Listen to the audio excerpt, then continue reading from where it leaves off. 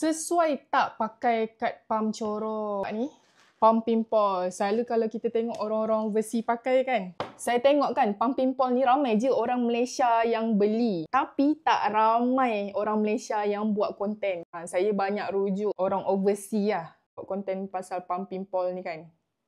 Okay, kalau nak pakai corong yang biasa ni dia tak boleh tau. Yang ni corong biasa kita pakai kan. Dia kena additional beli. Jenis kepala macam ni. Lepas tu baru kita akan masukkan lah. Ni ada colouring. Okay, masukkan colouring ni. Lepas tu baru kita masuk pump pimpol. Okay.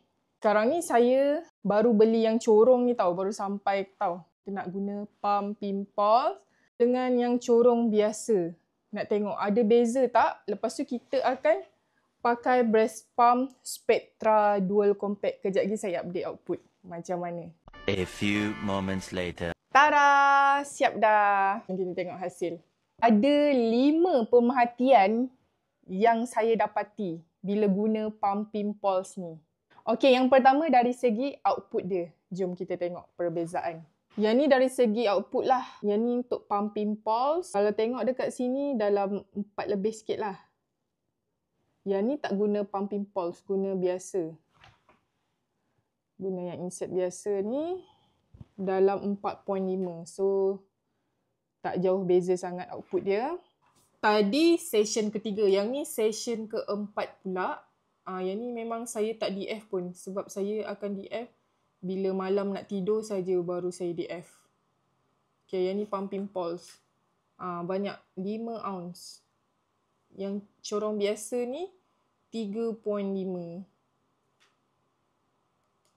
Tapi saya macam dah memula saya kekok nak guna pump pimpol ni. Ni macam dah biasa sikit. Nampak dia punya perbezaan. Selalunya kalau saya pump, kalau saya tak DF kan memang akan dapat balance.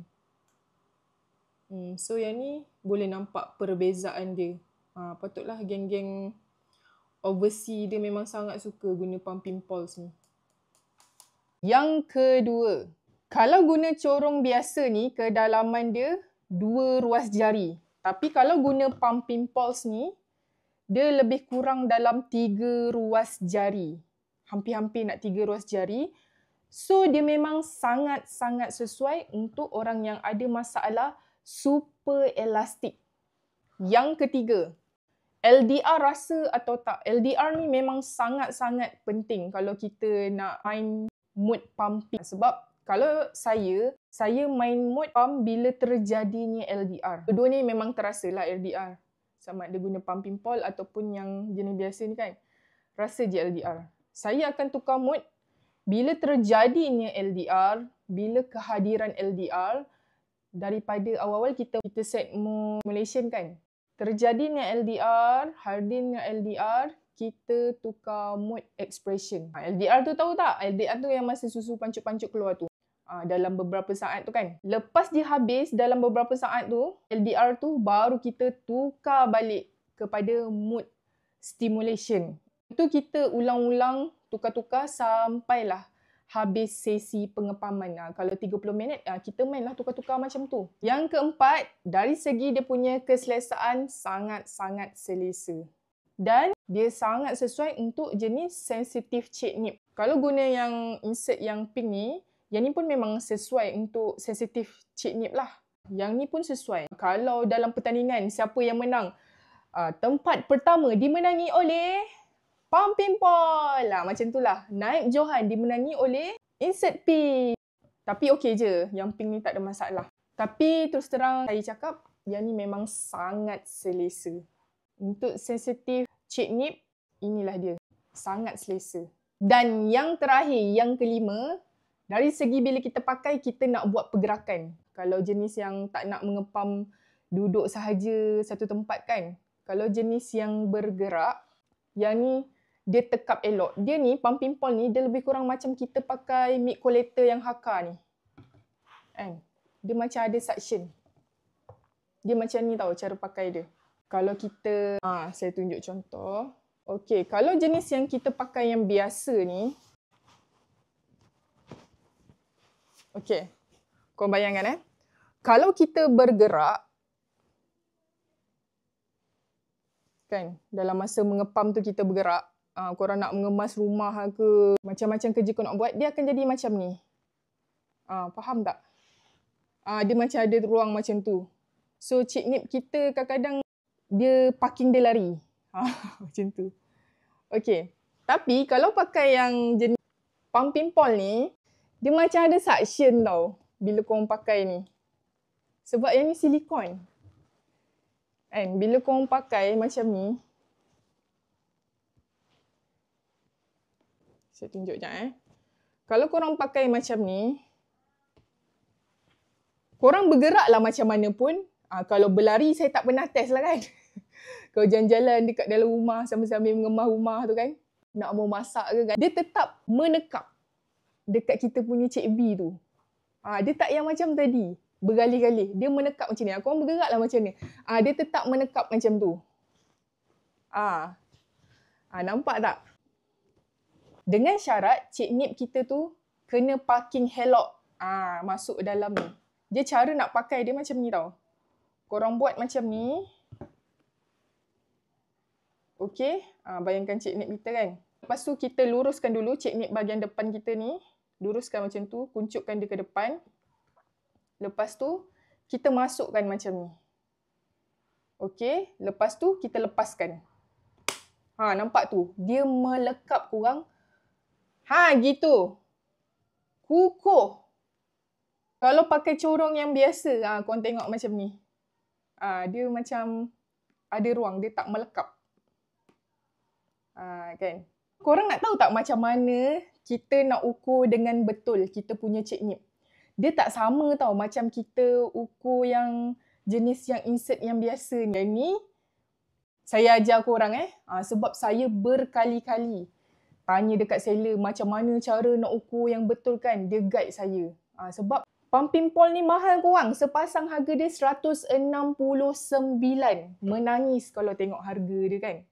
So, saya nak bantu korang macam mana kita nak ukur dengan cara yang betul lah. Apa pun, korang save video ni supaya tak hilang. Nanti senang korang nak cari balik. Paling utama, korang kena ada nipper ruler. Jangan jadi macam saya. Saya ukur guna pembaris biasa yang panjang tu. So, dah banyak insert saya beli. Yang insert pink ni dah banyak saya beli. Dah macam-macam saya beli. Membazir. Satu ni sepasang dalam 20 lebih. So, nak elakkan kesalahan. Sebab saya fikir kan, nak jimat lah kan. Lah tak jimat langsung korang sebab dah beli banyak insert. Lalas, saya surrender. Saya terus beli nipper ruler Tak rugi pun beli nipper ruler ni. So, macam mana cara kita nak ukur? Bayangkan ni korang punya Cik Nip lah. Okay. Kita try dulu masuk satu-satu. Mudah guna nipper ruler ni.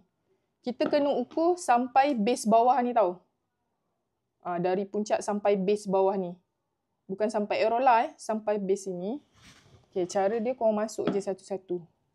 Try dulu. 13mm tak boleh masuk.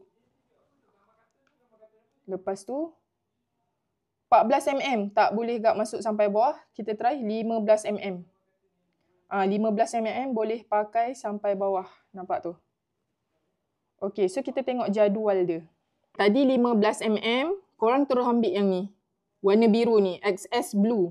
15 hingga 18mm. Warna biru. Okay? Tak perlu tambah 2 hingga 4mm, tak payah.